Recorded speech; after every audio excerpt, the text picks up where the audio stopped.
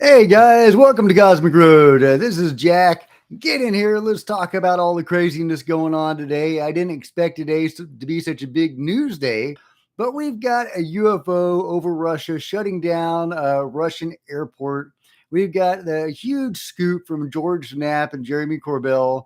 Actually, it's mainly from George Knapp, an old story of his that he's been sitting on forever about a whistleblower who was actually the director of Area 51 coming out talking about a live alien as well as a ship.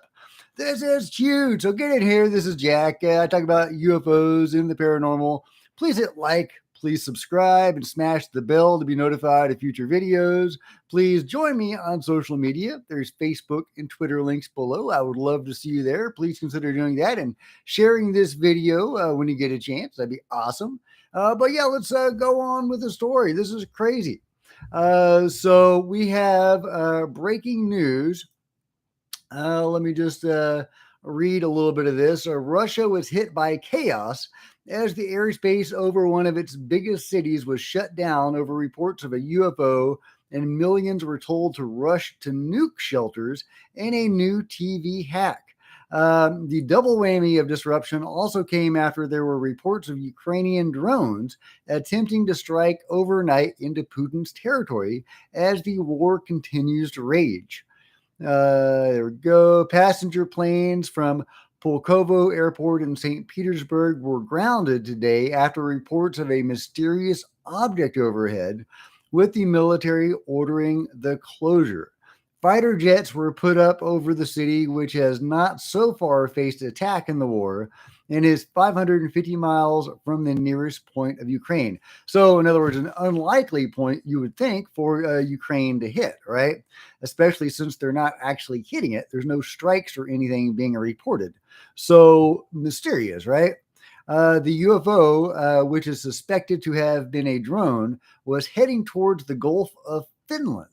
So why would a Ukrainian drone be flying toward Finland over Russia?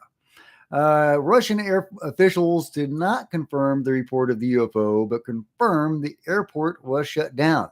The state-run TASS news agency said that airspace within a 124-mile radius of Pulkovo had been closed until 1:20 p.m. local time.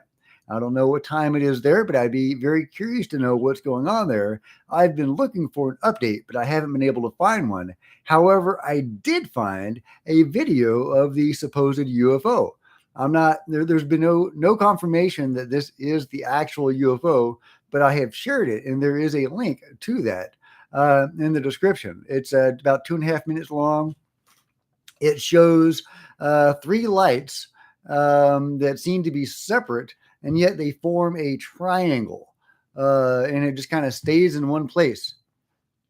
Very interesting, right? It doesn't sound like a drone. And again, it didn't do anything. If it were a military drone from Ukraine, it would be striking a target. It wouldn't be 500 miles away, spying on an airport.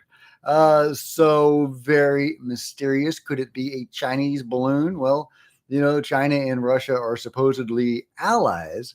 Could it be a U.S. drone? I mean, it could be anything, but it could also be something more mysterious and anomalous. Moscow citizens were also buzzed with alerts on TV and radio blaring loud sirens. Air alert declared. Everyone must immediately seek shelter. Officials later claimed the alert was fake, and it is suspected to be the latest hack attack on Russia. So that'd be interesting if the fake alert coincided with a UFO. Are the two together? Is this a drone staged with a fake alert? Or alternately, is Russia or Russian officials just trying to downplay the incident by saying, oh, never mind, we didn't actually tell people to rush to the shelters? And this is from the sun.uk. I think I provided a link to that. If not, I provided a link to another article. Here's another one. This one says, this is from pravda.com.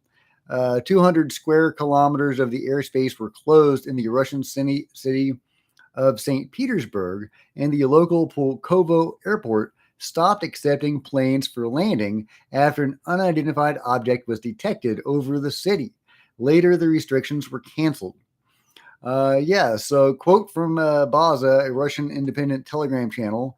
The Cover carpet plan was put into action in St. Petersburg because of an unidentified object in the skies. Pulkovo Airport does not accept planes. Interesting. An airport that does not accept planes. I guess that just means temporarily. The Cover plan is being used in cases of illegal border crossings or the appearance of UFOs. They actually have a plan in place in the event of illegal border crossings or the appearance of UFOs. That's kind of funny. Quote from the government of St. Petersburg: flight delays of up to 12 hours have been announced at Pulkovo Airport. The airport and its services are operating as usual. Quote from RIA Novosti. I don't know what that is. The sky over St. Petersburg and the Pulkovo district is closed due to an unknown object. According to the Baza Telegram channel, fighter jets are flying in the sky over the city. And according to flight radar, civilian aircraft do not fly to St. Petersburg. I guess that just means temporarily. I don't think that means that's always the way it is. That wouldn't make a lot of sense. Russian social media channels report that flights passing through St. Petersburg airspace are being turned around in the air. Okay, so that's just temporary. That's just the English on this site isn't great. The airspace over the city is closed until 1300. Almost all flights are displayed with delays at the Pulkovo Airport. According to Von Tonka, an unidentified flying object was spotted 160 to 200 kilometers from St. Petersburg. The agency also posted a photo of the fighter jets in the sky. Update at 11:31, the St. Petersburg government reported that the sky over the city is open. All temporary restrictions have been canceled. Now, this is also confirmed by the Flight Radar website. Russian president spokesman Dmitry Peskov did not disclose the reasons for the disclosure of the airspace over St. Petersburg, of course, but stated that Putin had full information on the matter. Well, he's not going to say anything else. So fascinating. So what do you think? Is this similar to the balloon gate objects? Whatever they are. I mean, the problem is we don't know what they are, do we? They won't tell us. They won't release any pictures or any video. We've had conflicting reports from the pilots themselves, and also why were the pilots allowed to speak about this? And immediately upon returning from their duties, in the U.S. and Canada, the pilots who encountered these objects and shot them down actually were openly talking about them to the press, which is really weird because they don't normally do that, especially with anomalous objects. So, the whole thing is weird. They won't release any pictures or video. They won't tell us what those objects were over Canada and Lake Huron. And I forget the other one offhand. Was it Montana? They won't tell us what those things were. We know the first object was a Chinese spy balloon. We don't know what the other three objects were. China itself reported a balloon the next day or two. And then they actually shut down some fishing lanes, supposedly. That could have been a misdirect, of course, saying, hey, we've got a UFO too, so it can't be us. Or it could have been a genuine anomalous object. And now we have Russia having a UFO over its airspace as well, shutting down an airport. The video of the object, if that's what it is, and again, that's not confirmed, there's three lights in the sky forming a triangle, although I kind of get the impression that maybe they kind of move around and don't always form a triangle. So, and I've provided a link to that. It's only like 2.5 minutes long. It's not super exciting, but it definitely does not look like a drone or a balloon. it looks like a UFO. So really, really interesting. What do you guys think it is? Let me know in the comments below. And of course, the big news of the day, bigger than a UFO shutting down an airport in Russia, is that George Knapp and Jeremy Corbell have released a major scoop, a huge scoop. Let's talk about it. Did y'all see the episode of Weaponized that came out last night? A really brilliant episode, and in it, the director of Area 51 is talking about a live alien, and just an incredible, incredible thing. And so we've got to talk about it. Let me know if you have read the article or any of the articles, or if you have seen the. Um, let's see, I'm looking for, yeah, here is the article. This is from liberationtimes.com. I have already made a video about this, so check that video out. But we're going to go into a little more detail and some different detail in this article that I'm going to share and discuss. Are y'all familiar with what I'm talking about? Have y'all been paying attention to the George Knapp information about the director of Area 51 talking about a live alien and kind of confirming a lot of what Bob had to say? Okay, John Ramirez says clueless. Okay, yeah. Well, there was a new episode of Weaponized that came out last night. They've been releasing these things like at midnight, or I think 1 o'clock my time. And George Knapp has been sitting on this story for decades. Basically, sadly, it sounds kind of grim to say, but waiting for the whistleblower to pass away because he was not supposed to share this information while he was alive. But he's passed now, and he wanted this information out there, and George is sharing it on Weaponized, and it's a banger of a story. It's just a crazy story, and it really does confirm a lot of the Bob Lazar information. Like I say, I've already made a video about it, so check that out. But I'm going to talk about a few more details. If you're just joining me, this is Jack with Cosmic Road. I talk about UFOs and the paranormal.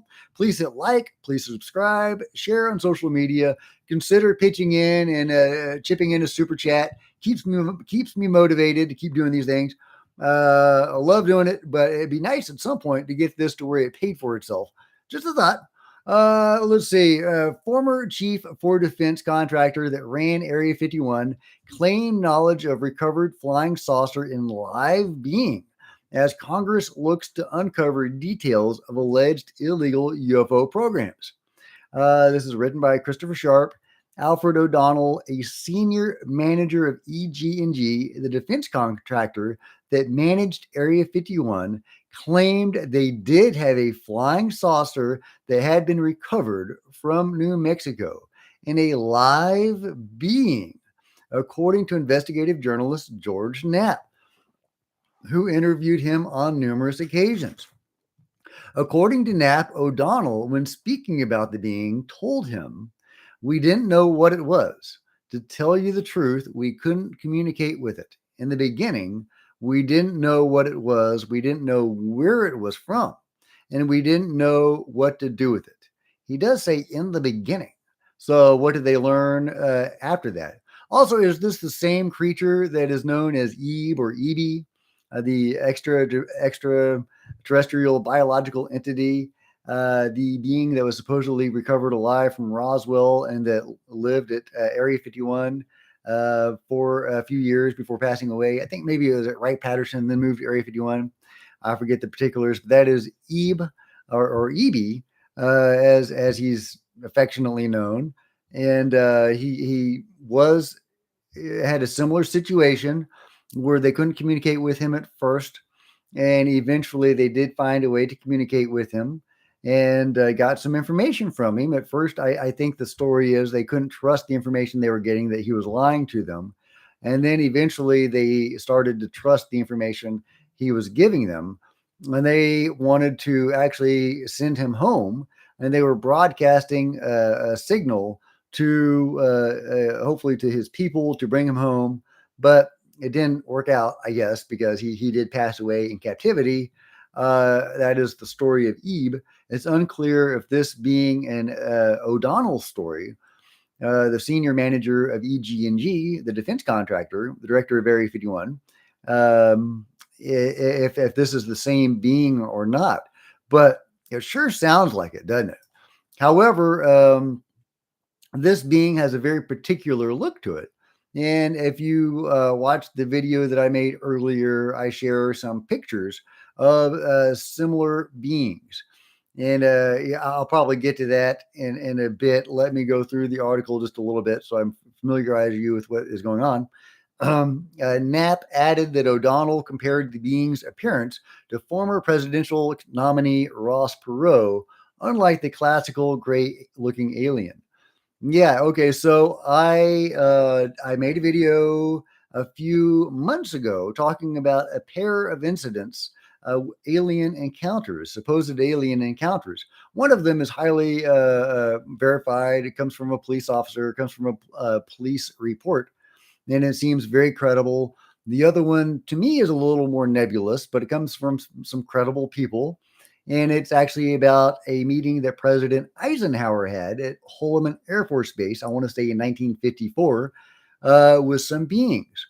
And they have these hooked noses and long earrings and very interesting facial features. They look very humanoid, but not quite human. And they have one of them was carrying like a staff with a serpent coiled around it, which is very similar to the incident in the 60s where the police officer, and I will actually read you that account, where he encounters similar beings. They didn't look exactly alike, but it's kind of hard to tell because they had helmets on. They were wearing suits and they had a little serpent motif on a crest on their chest, very similar to the beings that President Eisenhower is said to have met with. Now, he is said to have met with multiple races of beings, and there are various versions of that story of him, President Eisenhower, meeting with beings. In some versions, he meets with one race, in some versions, he meets with three races. And there are different versions of each account, which races he met with, which he signed agreements with, or which he refused. So it's really hard to get a clear understanding of what happened there with Eisenhower and the beings, if anything did. However, these beings and this incident that correspond to the incident with the police officer were kind of Egyptian looking in their style and their culture. And they looked like Ross Perot. They did. They looked like Ross Perot, which is where I was going with that. So the question is, are those the same beings that George Knapp is talking about? Or more particularly, Alfred O'Donnell, the senior manager of EG&G, the defense contractor that managed Area 51. So kind of making him the director, I suppose, of Area 51 in a way. Although I'm sure the Air Force was involved and they had their own official leader of Area 51. But since, yeah, and also I'm very curious because I know Lockheed Martin Skunk Works helped build Area 51. Did they work with EG&G on its construction, or did EG&G take over Area 51 after it was built? Trying to put the dots together there. But yeah, so Knapp also shared a story about a former female employee of defense contractor Holmes and Narver who allegedly had knowledge about crash saucers, recovered materials, and what sounded like a Roswell type incident. Before Knapp was scheduled to speak with her, the woman was intimidated by unknown agents, which caused her to cancel the meeting. Even after 2 decades, she continued to refuse a meeting. Yeah, there's a lot of intimidation, of course, that goes on. The men in black don't want you talking. They really don't. And they will threaten your dog and your grandma, your whole family. There's so many stories like that, and I do believe it because they all dovetail very nicely with each other. The speculation around the alleged recovered craft led to a congressional staffer overseeing special access programs named Richard D'Amato investigating the claims. In the early 1990s, former Senate Majority Leader Robert Byrd, who was chair of the Senate Committee on Appropriations, and the late Senator Harry Reid, who would later serve as Senate Majority Leader, tasked D'Amato with investigating the topic. After investigating and visiting Area 51, D'Amato was unable to verify claims relating to crash saucers, but according to Knapp, thought it entirely feasible that this UFO cover-up exists within a private company. a company such as Lockheed Martin, EG&G, or Northrop Grumman. Yeah, and we've talked about that many times on this channel. I have that private contractors are a key player in all of this. They're huge, and it makes sense because you can tuck these projects away in a place like Lockheed Martin and make it very hard to get any information out of. Talking about FOIA, hard to FOIA those guys. So really interesting. Let's see what you guys are saying. Oh, thank you very much. I appreciate that.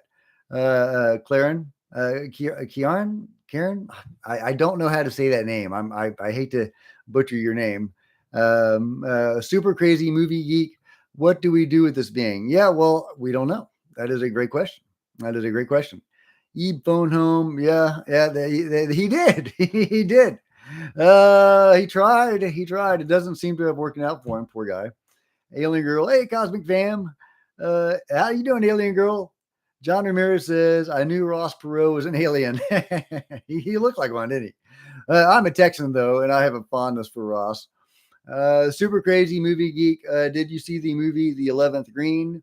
It is fiction, but is partially about the Eisenhower story. No, I haven't seen that. I've got to check that out. I kind of hate to watch something that's inspired by true events because I don't want in my own brain to conflate the truth with the fiction. I want to watch something that's as accurate as possible, just so I don't get confused. Julian Dunster says, I love this podcast, always informative.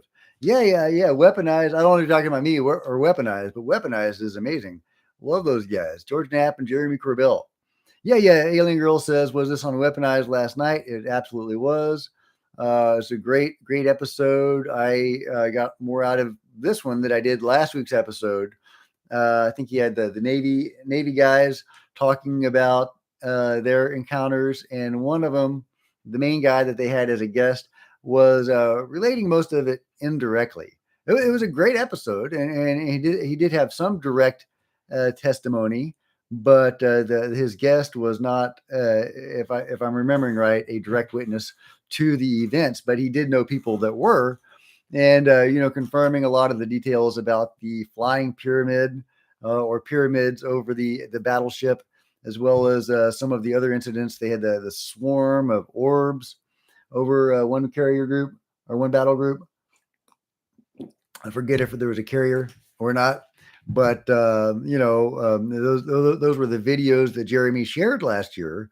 Amazing series of videos, including radar, a video of the radar screen while one of these incidences was going on. I think it was the orb swarm.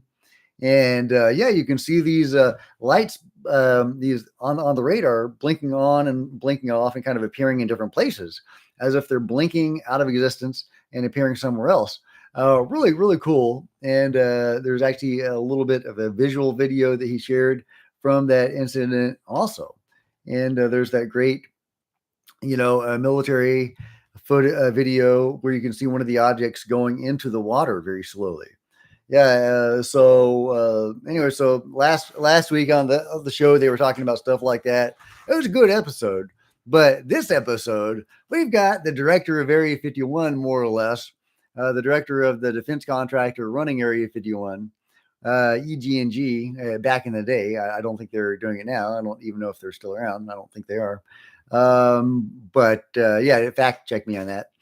Anyway, but yeah, he is saying that there was a live alien there, as well as a ship, and I love it. It's just an amazing story. And apparently, he did a video interview. George Knapp did a video interview with this man, O'Donnell, and I'm hoping that he will release that. And it would be, super groovy if O'Donnell had some pictures of this or even video of the being that he shared with George Knapp. Wouldn't that be amazing? Wow.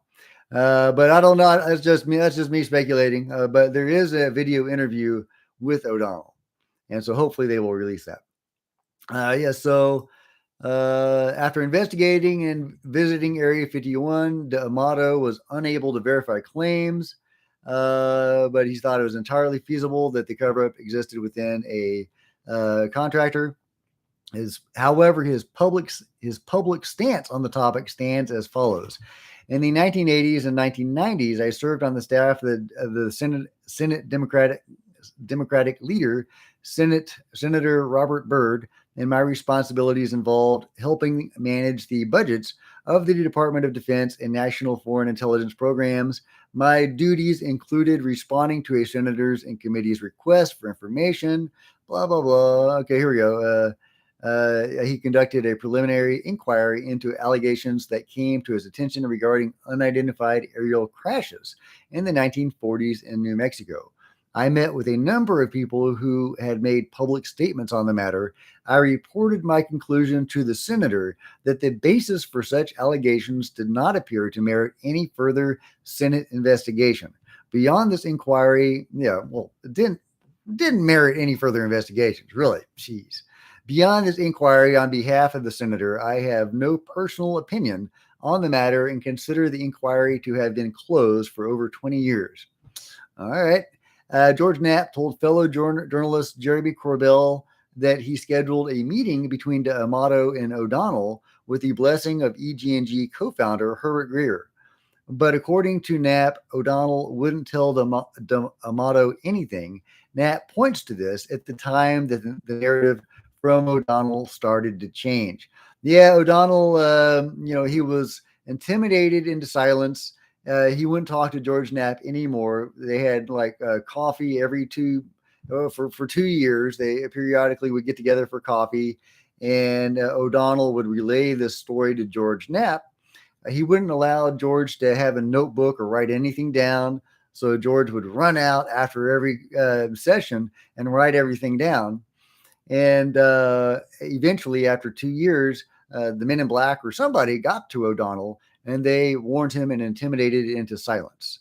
And apparently, a few years down the line, he actually changed his story and said, "Oh, it didn't happen. It was actually not an alien. It was a mutilated human." So let's see if the article talks about that at all. According to Knapp, O'Donnell was warned not to speak to him anymore, but he did agree. Yeah, because I haven't read this full article yet. I wanted for you to have my fresh reaction.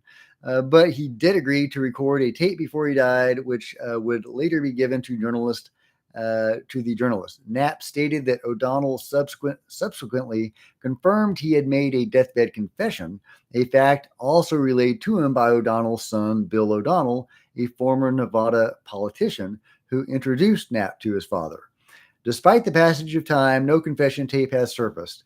If a recording of O'Donnell's deathbed confession were made public, corroborating reports of a crashed flying saucer and a living being, it would lend credibility to the assertions made by Bob Lazar. Lazar has recounted his experiences of working on recovered saucers in Area 51 after being interviewed by EG&G. Years after his initial conversation with Knapp, O'Donnell changed his story and shared a different version of the flying saucer incident with journalist and author Annie Jacobson.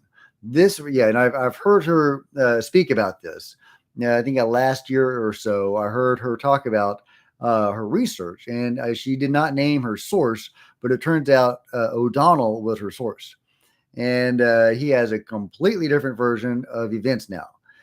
This version regarded the U.A.P. incident at Roswell in 1947.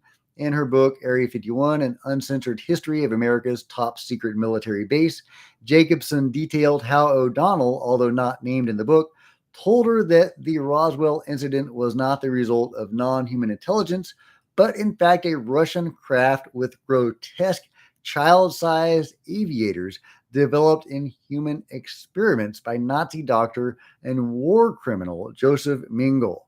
And that is similar to the story, I think, was it Jacques Vallée in his recent book? Fact check me on that, where he was talking about one of these incidents, possibly Roswell, where it wasn't aliens in the craft, and it wasn't the Joseph Mengele victims. it was actually people with a certain genetic disease that makes them age very rapidly. And he says at a certain point in their growth, uh, people with that disease resemble what people were seeing, or resemble, a humanoid. I hate to say that. That sounds disparaging to them, but does not look what we would consider, normal. And people mistook that deliberately for alien. So those are two different versions of that same idea, that the beings at the Roswell saucer were not aliens, but were in fact, humans that were either diseased or mutilated. So, yeah, what does that mean?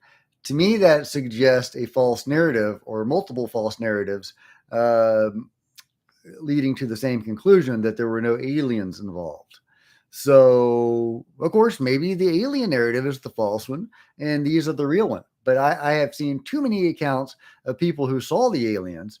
And Colonel Philip J. Corso, in his book, The Day After Roswell, actually has a chapter devoted to the autopsy of one of the beings recovered at Roswell. And it was very much an alien. Its brain was electromagnetically aligned. It had been genetically created to interface with the suit it wore, which in turn interfaced with the field generated by the ship. It was like a living part of the ship in a way, and and not a diseased human, or a victim of Joseph Mingle. But to continue with the story, Korolev told Stalin the phenomenon was real. Interesting. He told them the UFOs were not dangerous to our country, but they were not manufactured. Okay, I missed a paragraph. After visiting Russia uh, following the Cold War, George Knapp disputed O'Donnell's version of Roswell through his Russian contacts, including Professor Valery Burdakov, an aerospace scientist whose mentor was Sergei Korolev, the father of the Soviet Union space program. George Knapp discovered that the Russians were just as mystified about the Roswell incident as the Americans. He told Korolev, I'm butchering these names, told Stalin the phenomenon was real. Commented Burdukov. He told him the UFOs were not dangerous to our country, but they were not manufactured in the United States or any other country. Stalin thanked him and told him his opinion was shared by a number of other specialists. If the claims made by O'Donnell to Knapp are true, EG&G's historic involvement in the UAP topic could be significant. Although it is no longer a standalone company, EG&G was a crucial player in the U.S. nuclear weapons program and ran Area 51. The contractor assisted with tests at the Nevada test site, highlighting its deep connections to a potential UAP cover-up, which has often been connected with U.S. nuclear assets. By the way, if you're just joining me, this is Jack with Cosmic Road talking about the bombshell news from George Knapp and Jeremy Corbell, a whistleblower that ran Area 51, told George Knapp that there was a live alien at Area 51. Isn't that insane? There was also a ship. So this is a crazy story. So join us talking about it. This is Cosmic Road. I talk about UFOs and the paranormal. Please hit like, please subscribe, share on social media, and consider pitching in with a super chat. That'd be awesome. But a like or subscribe would be great as well. So Knapp's recollection of his encounters with O'Donnell, and that O'Donnell, if you're just joining us, was the director of EG&G, the contractor that ran Area 51. Knapp's recollections come after legislation was passed into law by Joe Biden, providing protections to potential whistleblowers involved in secretive programs, not reported clearly and explicitly to relevant congressional committees, relating to alleged retrieval and reverse engineering of potential non-human craft. Yeah. Okay, so the rest of the article is probably just stuff we've already known, but I want to jump to this other information because I am very intrigued by the appearance of the being in question, the being that O'Donnell told George Knapp was there. He said it looked like Ross Perot. And I share images of a couple of different incidents involving aliens. One of them was an alleged encounter between President Eisenhower and the beings. And I shared that in a video that I just made that just went up earlier today from a previous video I made a couple of months ago talking about these incidents. And these beings, especially the first one, the one in the encounter with Eisenhower, look like Ross Perot. Got the big ears, got the long beaky nose, small, diminutive, kind of small face. And I'm thinking that is very likely the being or the race of being that O'Donnell was talking about at Area 51. And there is a similar account from the 1960s where a police officer encountered similar beings. In the encounter with Eisenhower, the beings were said to, well, they kind of look Egyptian a little bit. And one of them has a staff with a serpent around it. They have slitted eyes. Well, the beings that the policeman encountered also had a serpent motif on the crest. Believe they had slitted eyes. They looked very similar. Not exact, but very, very, very similar. So I'm thinking that's probably the same race, maybe a different branch of that race or something. So is that the same sort of being that was held at Area 51 until it died? I don't know, obviously, but if it was belonging to that race, because it sure looks like it from the description. There's no other alien that I know of that looks like Ross Perot.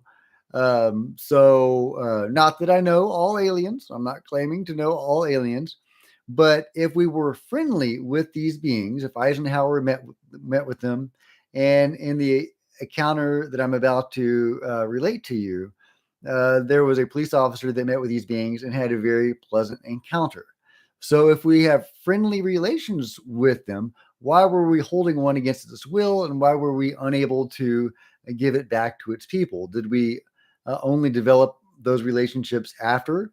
Because according to the story, Ebe, if that's who this was, died in like 1953 or something. And I don't think the meeting at the Holloman Air Force Base happened until 1954.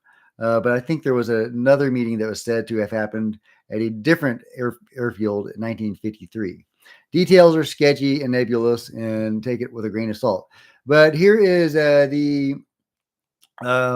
incident between the police officer, and I've provided a link to this, so check that out at your leisure.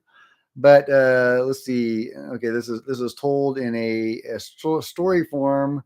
The young patrolman took a drag from his cigarette, trying in vain to steady his nerves. Yeah, so it's told in this very readable idea, very readable prose.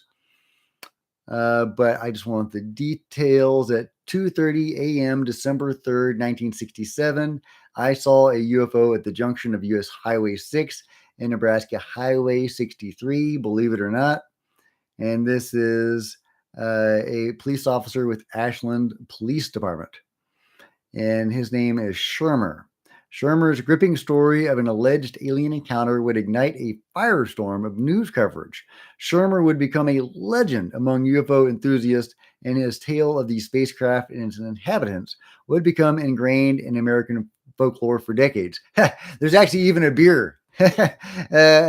Snake Dank is the name of the beer. Snake Dank IPA, because of the serpent motif that the beings wore on our crest on their chest.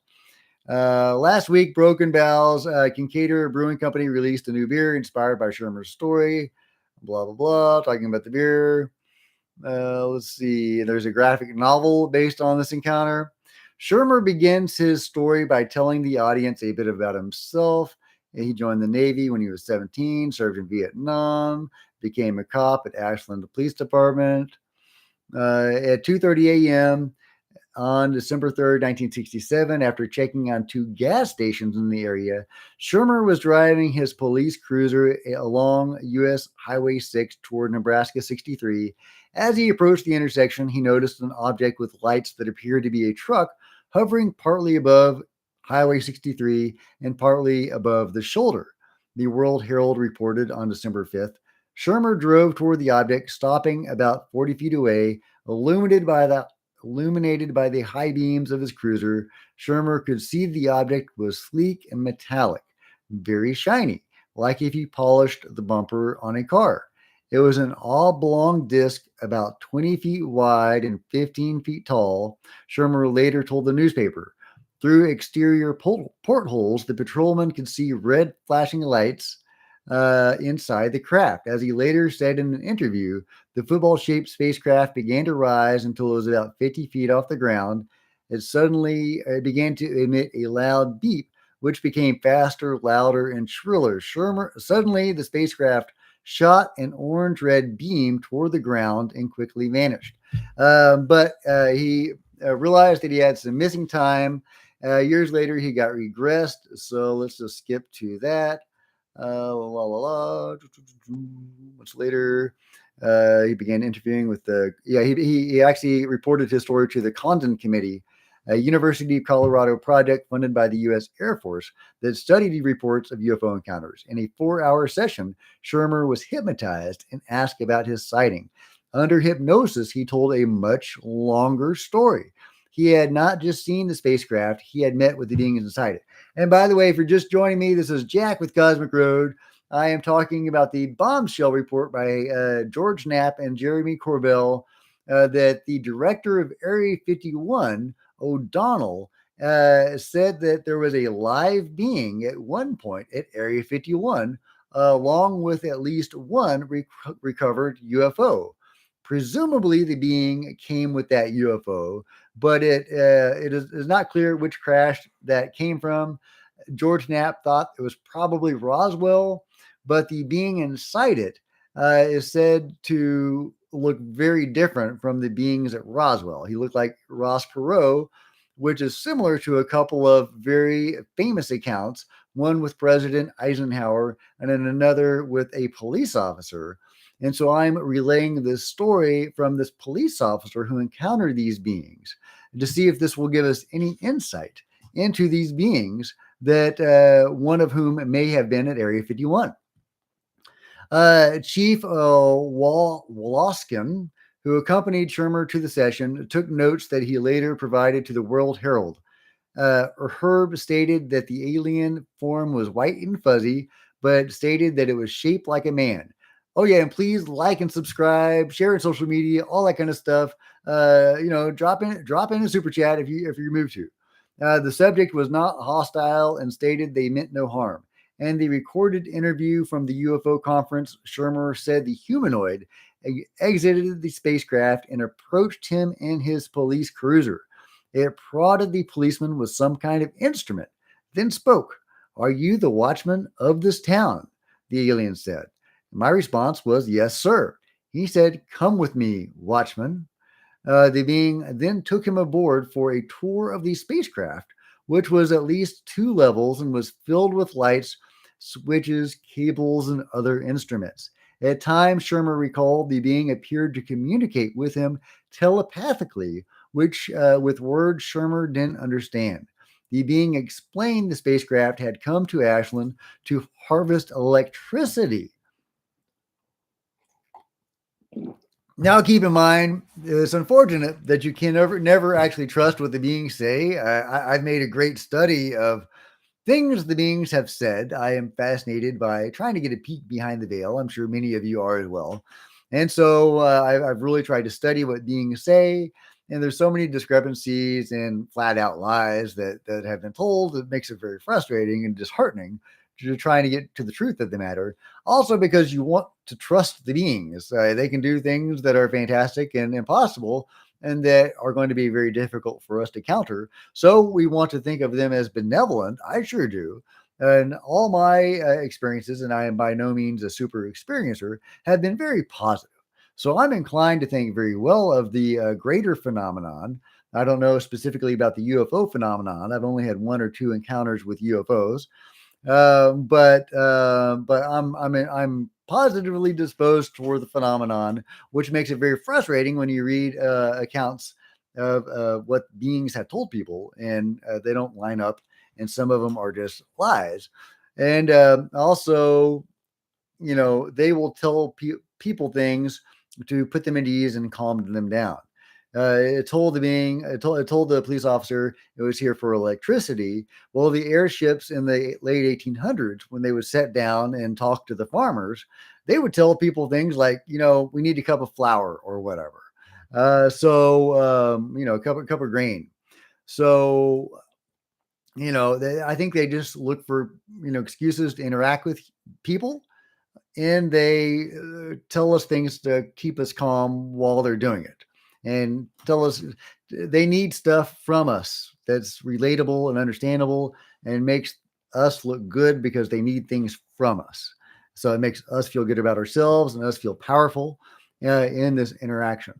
So that's a positive spin on an untruth, but sometimes a white lie might be the way to go. Just trying to put a positive spin on it. In his account to, let me see. The being explained the spacecraft had come to Ashland to harvest electricity.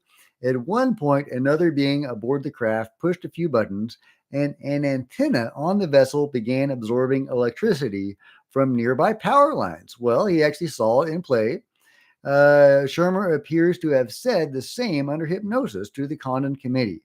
Herb went on to say that what electricity was used was returned. They used it and they returned it.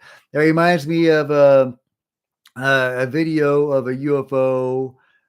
Was it Australia? I forget where it was, where that sucked up a bunch of water from a lake, and then a few moments later deposited the water back into the lake.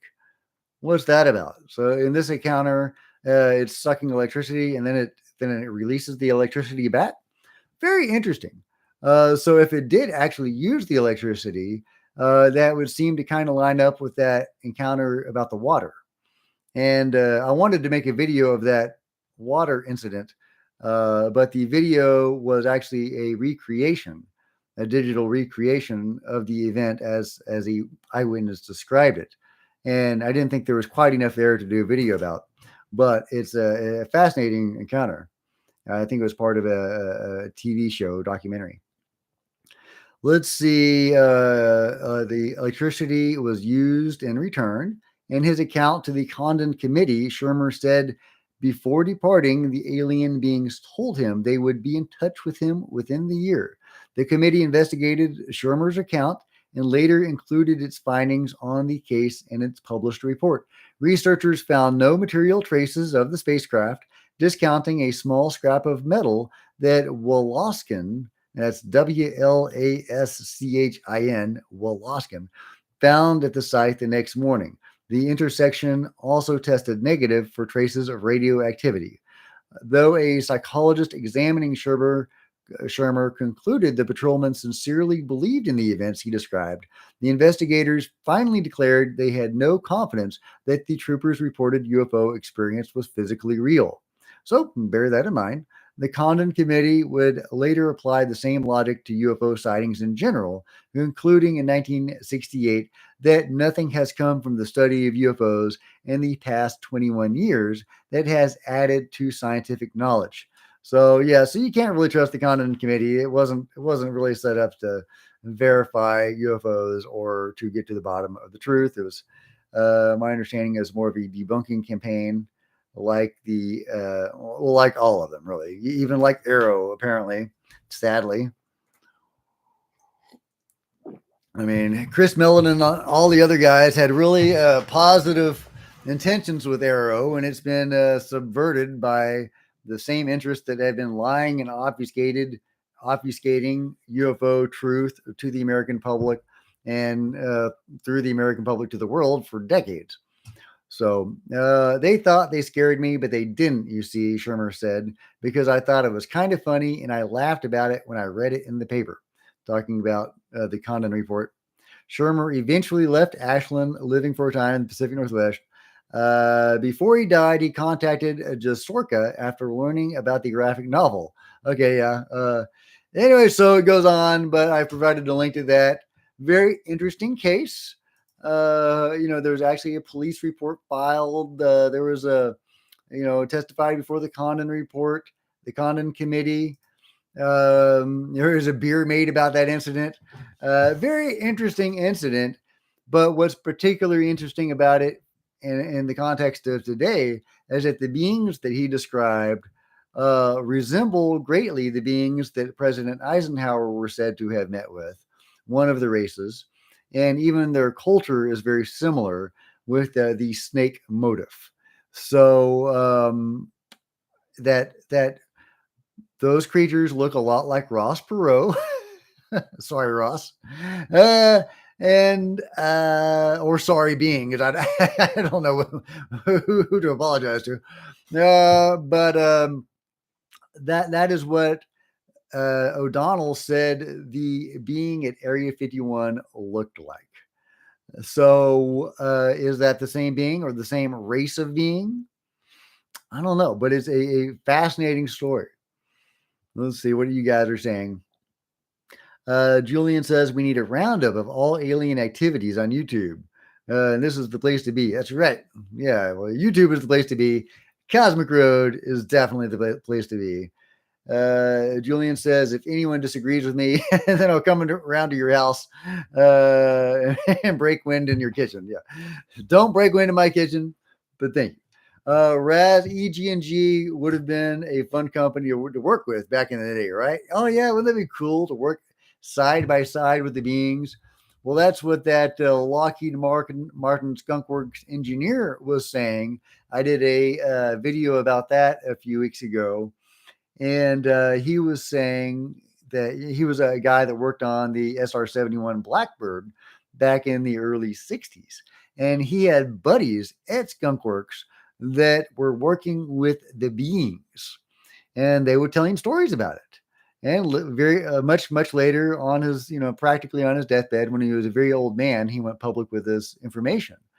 And he said that engineers at Skunk Works were working alongside the beings, and the beings were helping them make a training device so that human pilots could learn to fly UFOs or UFO-like vehicles.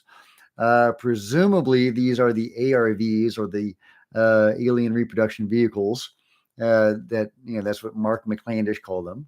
That Mark McClandish popularized or made known.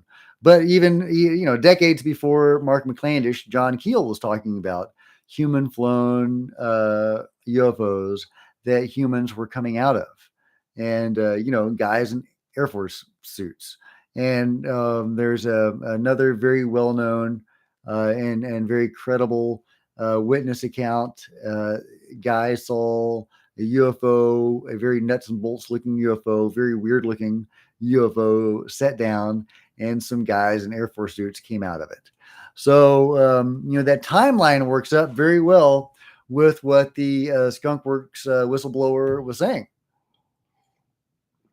And all of that lines up very well with the meeting that President Eisenhower was said to have had with the beings. If indeed he did meet with these guys in 1953 or 54 and developed a relationship with them. In fact, you could even make a story, right? I'm a novelist. Go buy some of my books. There's a link in the description. Let's see. The timeline would be that Ebe, the being in the story from O'Donnell, and other people have talked about Ebe too, and O'Donnell does not call him Ebe or Ebe, but he describes exactly that situation. So I'm thinking it's probably the same being. Well, Ebe or Ebe, I think I like Ebe. Sounds more familiar. More friendly.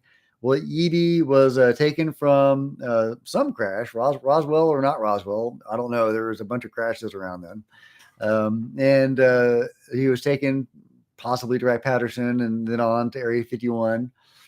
That's the trajectory that the Roswell crash materials is said to have taken anyway. So he was taken to Area 51 at whatever point, at which point O'Donnell became aware of him, and they tried to communicate with him, failed, eventually were able to communicate with him. He asked to phone home, and they did, and he passed away. But maybe some communication was established at that point. And also we have to remember the UFO flyover of Washington, D.C. I want to say that was in 1952.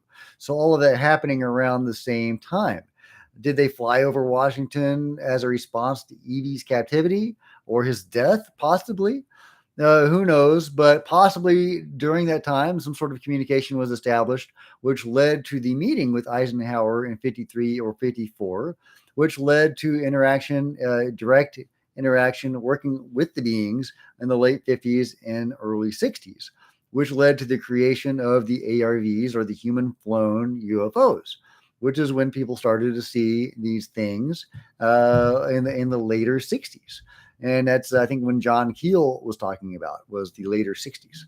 So that timeline works out very well. If that's true, or any part of that is true, then we have had human flown UFOs since the 1960s. We have had ships that could do amazing things since that time. Did we continue working with the beings after we had UFOs, or was that the end of their mission? And did they just kind of move on after that? Hard to say, but the timeline really works out and is very compelling to me. But I really do want more corroboration for that. However, I am persuaded that we do have ships. We do have UFO-like ships that humans are flying. And to me, I've seen enough evidence to be persuaded of that. What do you guys think? Let me know in the chat. Julian says, if anyone disagrees, yeah, I read that. Raz said, did we hold these beings in captivity or 5-star hotels underground? I know, right? I've wondered that too. That's a great question. Just what sort of conditions was Evie living in? Was he living in a stark cell? Did they make him comfortable? Did they give him spacious, palatial suite of some sort, or at least the nicest accommodations to be found in an underground bunker? Or it's hard to say. And also, if any part of that story is true, that I just, that timeline that I just laid out, does any of that correspond to the DUMBs, the deep underground military bases? Because those would have had to have been begun around then as well. Sniff Modista says, enjoying the show. Thank you very much. Appreciate that. Enjoying your name. Maid Wild Wonders. Howdy and salutations. Well, howdy, Maid. Raz says a program of debunking should be introduced to reduce public interest. CIA 1966 shared intel Australian UFO archives. Okay, very interesting.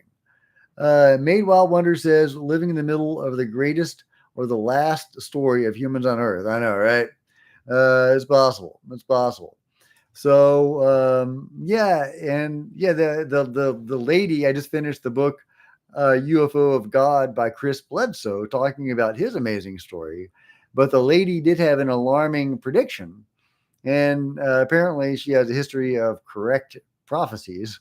And Chris Bledsoe even relayed one at a speech he was giving. The lady or somebody came through him and gave a prediction about an earthquake leading to election disruptions, which is what happened the following year. And he was able to give the year it was going to happen. So the lady does have a history of correct predictions, and she said something major was coming in 2026, something that would change things. She was very vague about what was going to be changed. I don't remember the exact quote, although I think I've got it bookmarked. Let me see if I can just find that for you real quick since I'm talking about it. That's not it. Here it is. When the red star of Regulus aligns just before dawn in the gaze of the Sphinx, a new knowledge shall come into the world. I was not sure what this meant, Chris says. I have come to understand that around Easter 2026, there will be the end of an old way and the beginning of a new. I don't know if that's hopeful or ominous, but that's the lady. Anyway, I forget where I was going with that, but a wonderful book. I highly encourage everybody to go check out UFO of God by Chris Bledsoe. I love the Bledsoe story and everything that I can get my hands on about that story, and particularly his interactions with the lady who may or may not be an actual goddess. Um, let's see. Anybody have anything else to say or anything they want to talk about? I've still got water and time, so if y'all want to talk, I'm here. Raz says, after the Bob Lazar story broke out during that timeline, do you get the feeling anyone and everyone wanted to jump on the media bandwagon, or were being honest? Let me see. Let me read that again. After the Bob Lazar story broke out during that timeline, do you get the feeling anyone and everyone wanted to jump on the media bandwagon? Oh, do you mean was O'Donnell making stuff up to get on the bandwagon? Impossible to say, but he didn't want to go public with it. And he swore George Knapp to silence until he had passed on. And then he was intimidated into silence by the men in black. So I don't get the impression that was, anything other than what it appears to be, a genuine encounter or a genuine story. And it was only later that he was made to retract that and to alter it into the story that he told that lady that wrote the book, and where the beings aboard the ship weren't aliens at all. They were victims of Joseph Mengele. And it was the Nazis that had, it was Nazi UFOs. It was the whole Nazi UFO thing, and which may or may not have some truth to it. I've seen enough evidence of what the Germans did in World War II and of their connection with the phenomenon, and how that may or may not have been passed on to the United States through Operation Paperclip. Another version of the timeline, a different version that lines up again very nicely. But yeah, so I believe O'Donnell was telling the truth as he knew it at the time. I don't believe he ever said that he had, at least George Knapp has not talked about O'Donnell having any direct involvement with the being, with EB. That's what I'm calling him. That's what it sounds like he's talking about, is the story of EB. Made Wild Wonder says, anyone heard a word of Lou's book? It's supposed to come out this year. It's supposed to come out this year. I'm really excited about it and looking forward to it. Raz says it's very important to keep the skeptic and debunking hats on. Where do you draw the line from completely ridiculous? Raz, I'll be honest, my line is pretty high, or pretty low, depending on your point of view. I think the truth is pretty ridiculous. I really do. I think, I've had direct experience with the phenomenon. It's mystical. It's crazy. It's amazing. I love it. At least the good parts of it, which is the parts that I've interacted with primarily. I only had one negative interaction, and that was my own fault for seeking it out. It was when I was doing ghost hunting, and I interacted with a negative entity. So, but yeah, no, from my research and my experience, the truth of the UFO phenomenon is tied up in much more woo-woo, more metaphysical, consciousness-based stuff.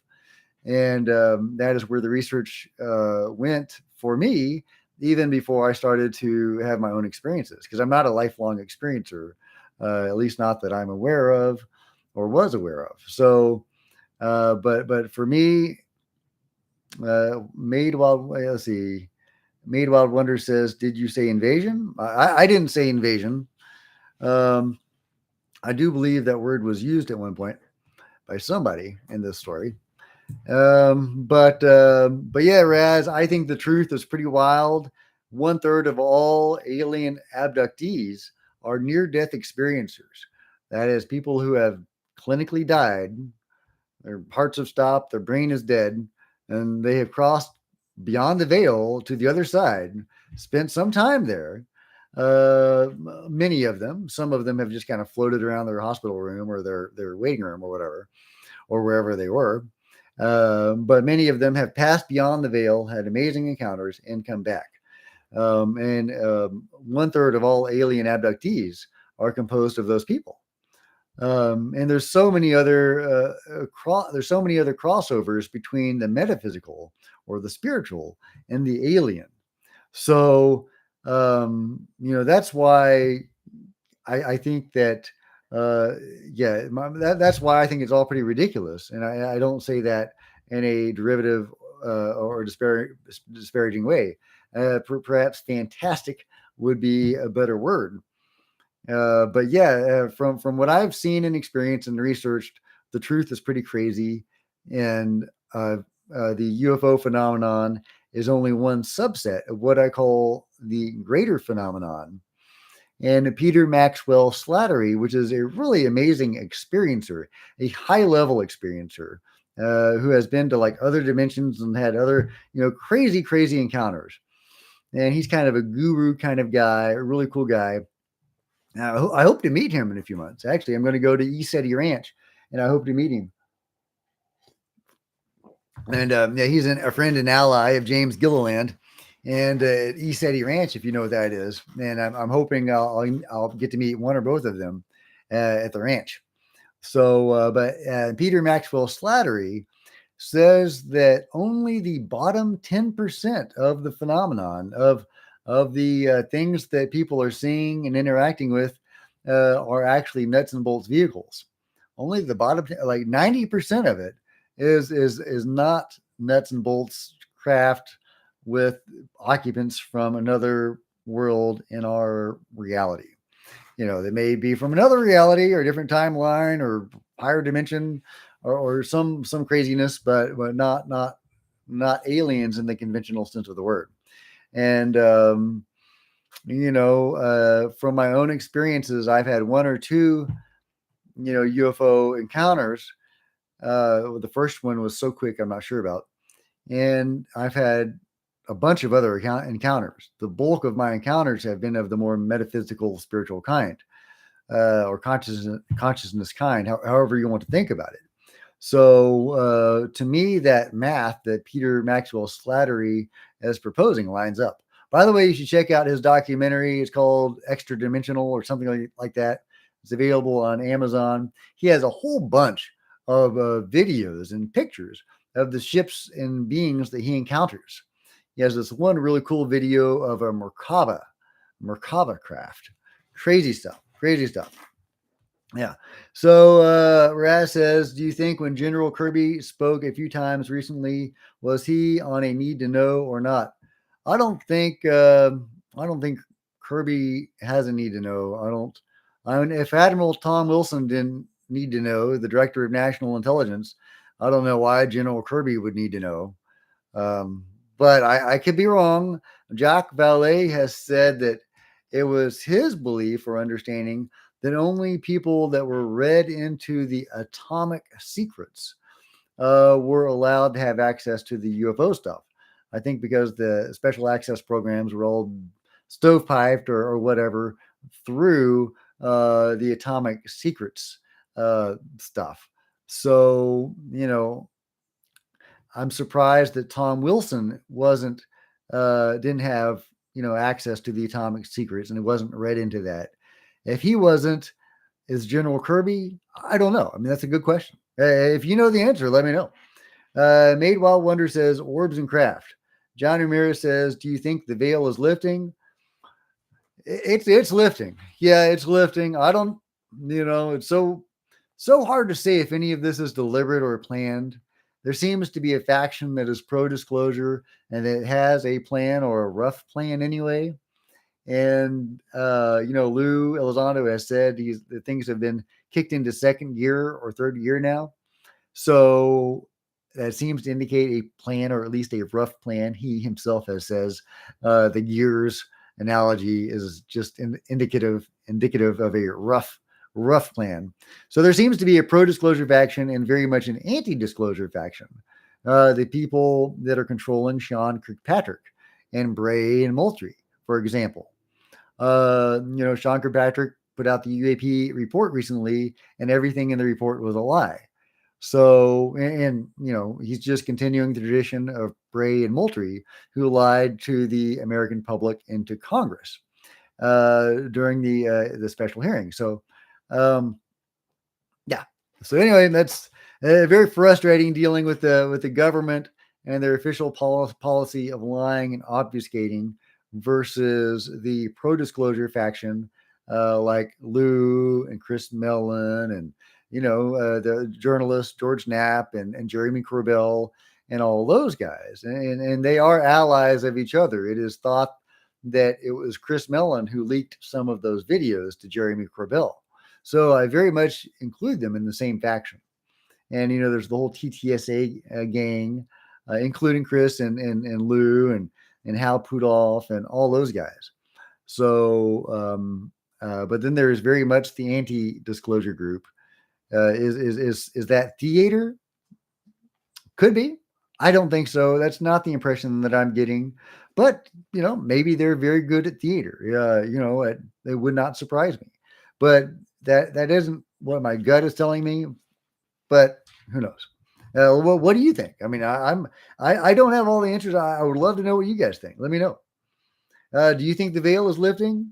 Yeah. John says he thinks the veil is lifting. I think it is too, one way or another, by hook or by crook.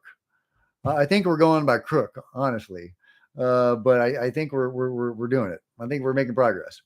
Made Wild Wonder says plasma beings travel the dimensions of time and space. Yeah, I've heard the whole plasma being theory too, and I think that may be part of it. Absolutely. I don't think that's the final answer for everything, but no, I do think that some of these beings exist in ways that we can't even understand. Absolutely. Raz says I'm not sure about Joseph Mingle. Yeah, me either. I don't trust that narrative at all. That smacks, because his first narrative was that it was an alien. The second, that it was victims of Joseph Mingle. And that whole thing really makes me question the whole Nazi UFO narrative. Because if they told O'Donnell to change his story to push this Nazi stuff, then as all the UFOs are actually Nazis, and they staged the Roswell crash for whatever weird reason. And then that makes me rethink all the other Nazi narratives out there, the Nazi UFO narratives. And I'm probably saying that word too much. YouTube's probably going to get on my case and, shadow ban this video. But let's see. Let's see. Raz says, let's look at Lou again. What do you think? He precisely knows that he's holding back. I'm sure he knows a lot of stuff. He can only kind of hint at stuff. He not too long ago, 6 months, a year ago, when he was doing his last round of interviews, he mentioned this theoretical way that we could shoot down UFOs using electromagnets. And he says, oh, well, if we could do that, that would bring these things down. Well, why is he talking about that? He couches everything in hypotheticals, and he tends to do that a lot. If this, what do you think about that possibility? If we could shoot down UFOs, this is how it would work. So, I think that he, the truth whispers, as he likes to say. So there's a lot of stuff that he can't say, but he knows stuff. Absolutely. Anyway, guys, it's been over an hour. Do y'all have any thoughts on Jeremy Corbell and George Knapp, particularly George Knapp's big bombshell about the director or the former director of Area 51 saying there was a live alien there? Any thoughts about that? Do you think that Ross Perot looking alien is the same alien that President Eisenhower met with at Holloman Air Force Base in 1954? Or the same being or race of being that police officer Shermer met in 1967. I would love to know your thoughts, guys. Billy Hates Corruption says, I think this is only the beginning. I'm thinking of the good stuff hasn't dropped yet. Yeah, yeah, true. Yeah, where's that 24-minute video or however long it was that Lou promised us, right? Oh, he didn't promise, but he said it existed.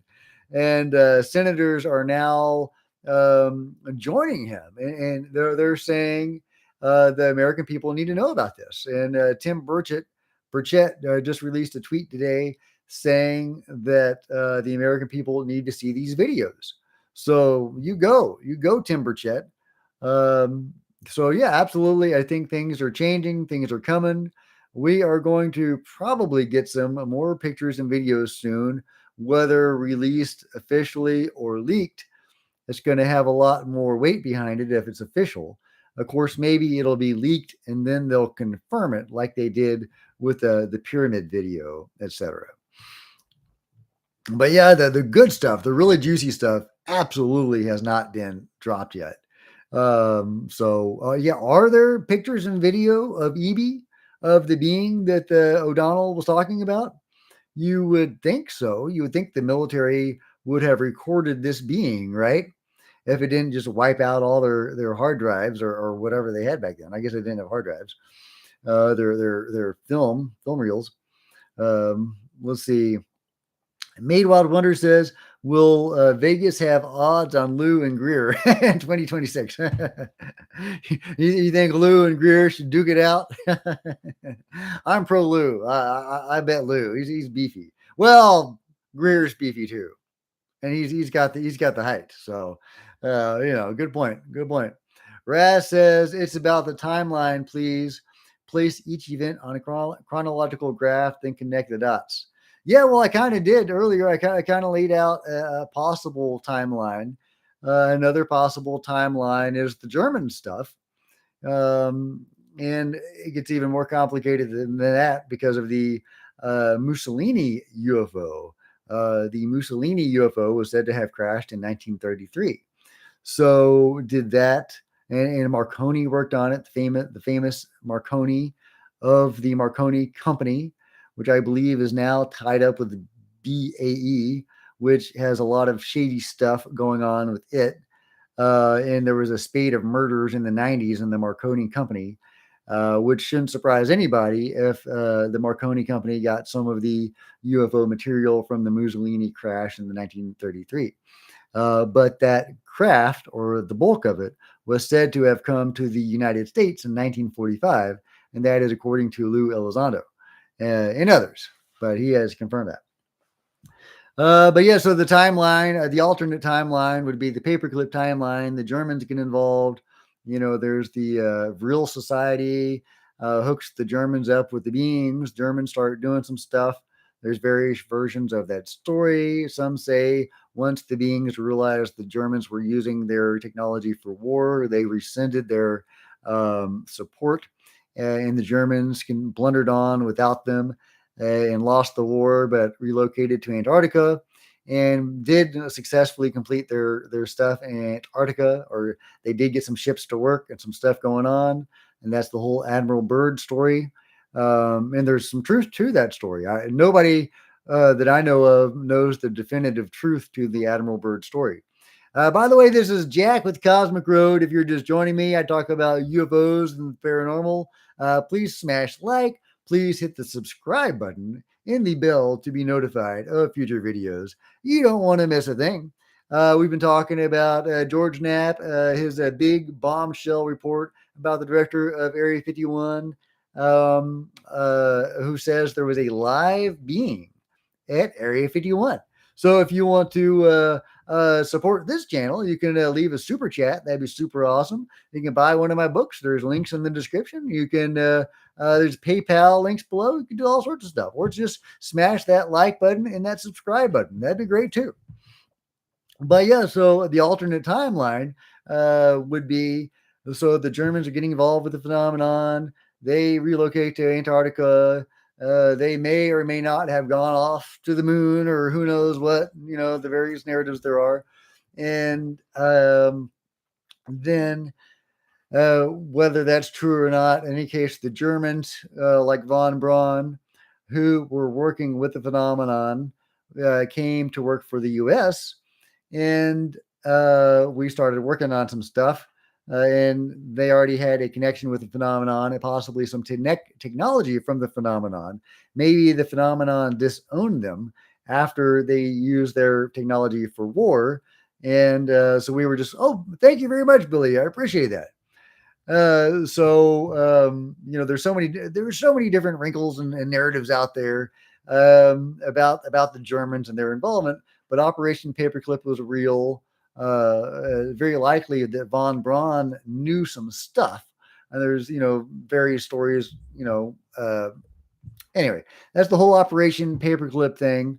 And that's one version of the timeline that the U.S. government and the military started making our own UFOs and having our own interaction with the phenomenon, thanks to Operation Paperclip. The other version, the most compelling version, is the meeting with Eisenhower in 1953 or 54, and getting to work with the beings who one or more races. There's different versions of that story as well. One version has him meeting with a race of being that looked like Ross Perot, which is what the beings O'Donnell are describing look like. Yeah, he describes them as looking like Ross Perot. So to me, that seems like that's probably that being, or that race of being, and that timeline, interacting with that same race at that same time makes sense. Although, why were we holding one in captivity?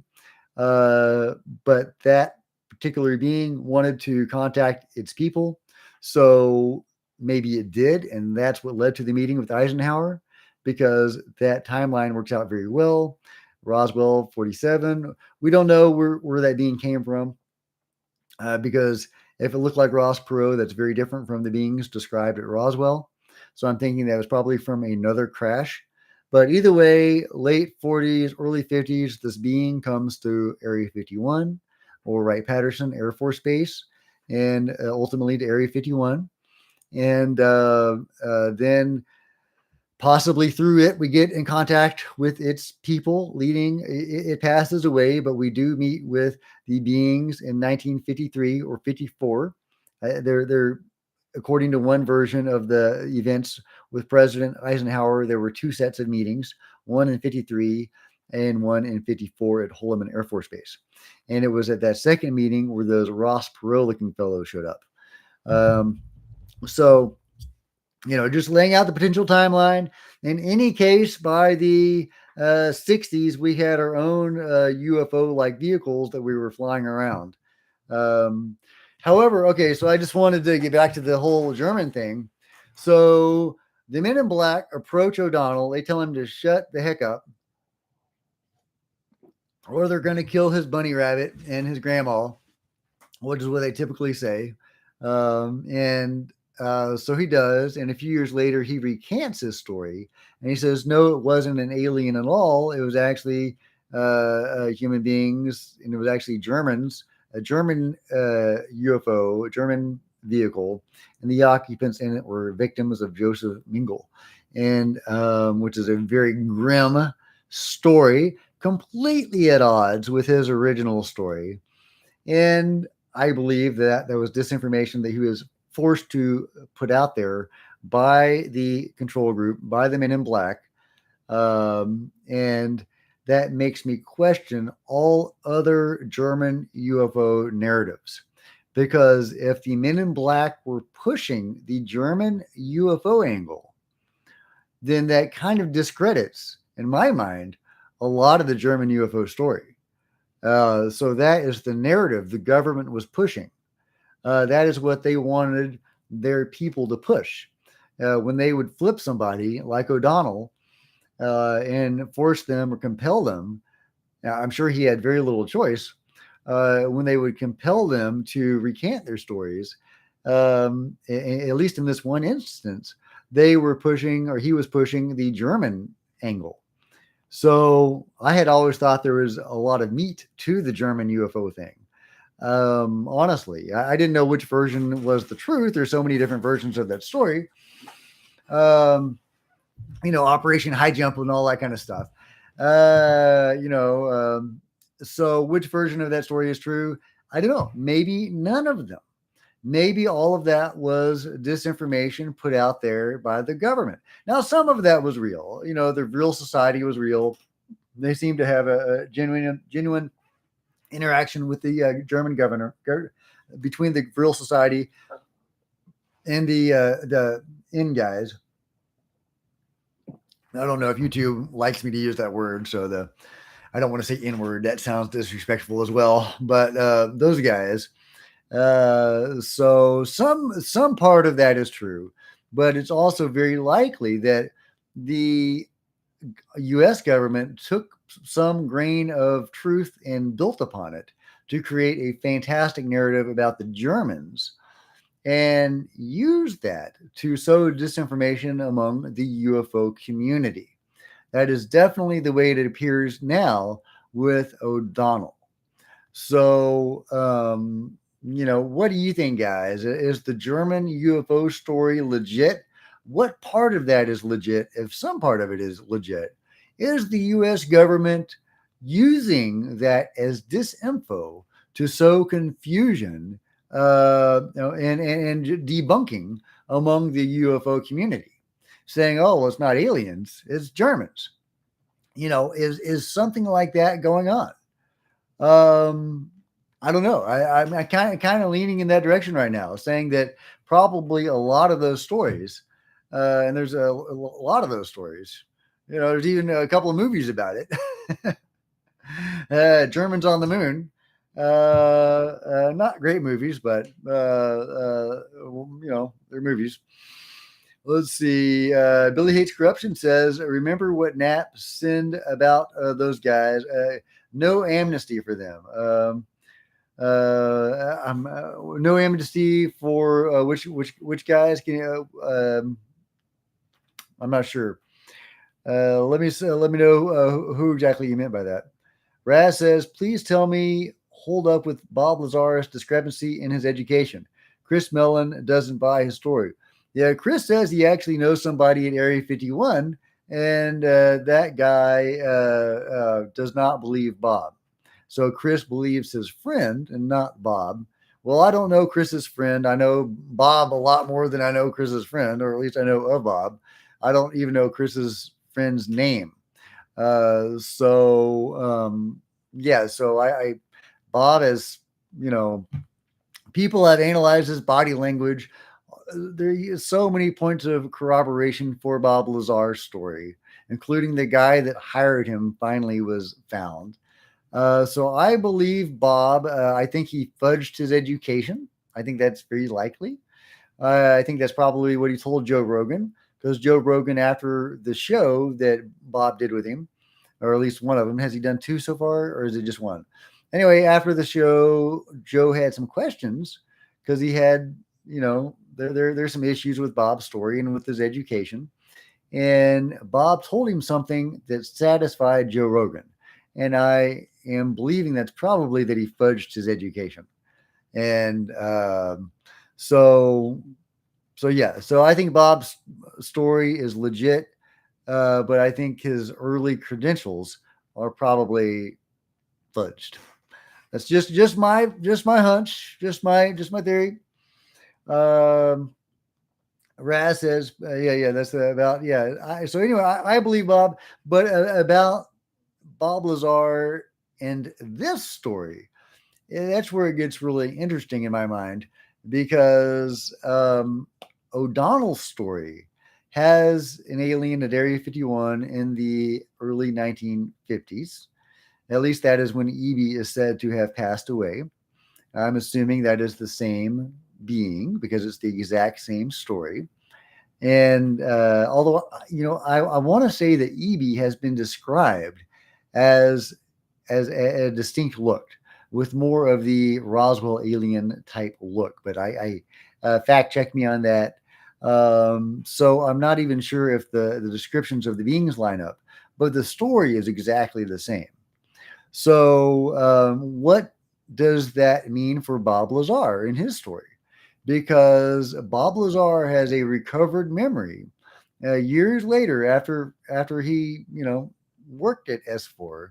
He was walking into a hotel room one day and he had a recovered memory of interacting with a being at S4.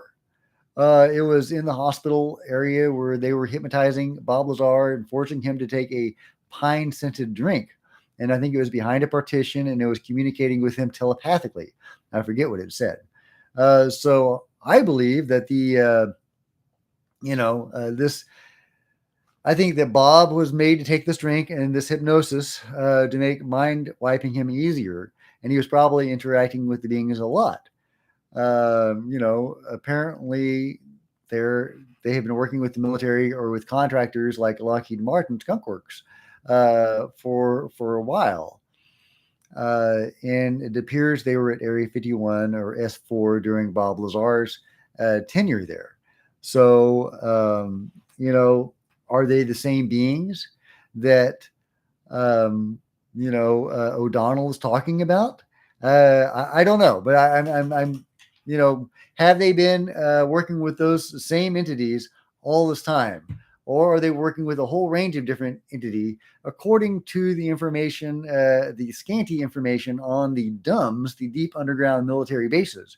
There's a whole range of alien races and other dimensional entity that the U.S. government is working with in these deep underground military bases. Every level has a different atmosphere and a different environment for different beings to live in. And these giant, vast underground facilities are each connected via subterranean trains. And there's this whole interconnected network that spans the country. And it's this whole vast breakaway civilization, as Richard Dolan would say, although I'm not sure if Richard Dolan is a proponent of the DUMBs or not. But anyways, crazy stuff. Raz says, you heard about the UFO that crashed in Africa during that timeline. 2 beings or 1 were flying and shipped to S4. Remind me about the details. I hear about so many crashes. I'm trying to remember one in Africa. What part of Africa? Maybe that'll jog my memory. Billy hates corruption. I have concerns about Mellon. He's going to verify that we have craft, but he has an agenda. I just haven't figured out what it is. Yeah, I wouldn't be surprised if Chris Mellon had an agenda. I mean, he comes from a very powerful family. He is a government insider. Sometimes I think that it's, one faction against another, like one, shady faction against another shady faction. If so, Chris could be part of it, but he has done a lot of good and he has really pushed disclosure as much as anybody. It is supposedly he that leaked those videos to Jeremy Corbell, the flying green pyramid, etc. So he does seem to be a force for good as far as disclosure goes. Now, is that a game he's playing? Is that just part of his strategy or part of his agenda? Maybe disclosure is part of his agenda. Maybe that gets him or his faction something. I don't know. Those are good questions to ask, though. Let's see. Billy Hates Corruption says, by the way, the black budget money was restored. Okay. On what? Remind me what we were talking about. A bloke says, nice one, Jack. I enjoy all your videos. Well, thank you very much, a bloke. Yeah, I want some black budget money. Raz says the project Serpo mentioned the yellow holocube that we used to communicate with the beings that was gifted to us at the event. Yeah, the Serpo story is a really cool story. I recently watched a Y-Files video about the Serpo story, where in that video, the host of the Y-Files did a pretty thorough debunking of the Serpo story. So, I'm not telling anybody what to believe. I'm kind of moving away from the Project Serpo story in my own mind, though. Not that everything the Y-Files says is accurate, and not that I agree with all of his conclusions, because he does have a very skeptical point of view that he looks at things from. So, just something to keep in mind. Billy Hates Corruption says, ding, ding, ding. I like Millen. I just think we need to keep an eye on him. Yeah. Good point. uh, Y files are awesome. Y files is awesome. I really love it. Yeah, I need to get a hecklefish. I'd probably bump views if I had a hecklefish. But anyway, guys, thank you so much for joining me. Does anybody have any final thoughts or questions? Billy says, if I get my fusion and anti-grav, they can have all the money they want. I know, right? Yeah, give me some anti-grav. Yeah, right. They've got this stuff. You know they've got this stuff. Why aren't they sharing it with the people? I want my own, flying car. I mean, they could do it. They've got anti-grav technology. They probably have med beds. They probably have all sorts of fancy stuff. So, pony up already. They're using our tax dollars. This is our technology. I mean, it's technology from elsewhere, but, it is in the hands of the government. So why shouldn't it be in our hands as well? Of course, I guess you could say that for nuclear weapons. You can make an argument, I suppose. But let's see.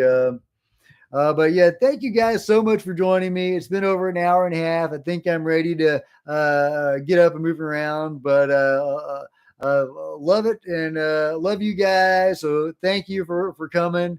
And please hit like, please subscribe, and smash the bell to be notified of future videos. And chip into the channel if you're so moved. That'd be awesome. But love to see you next time. And please watch some of my other videos. This is Jack with Cosmic Road signing out.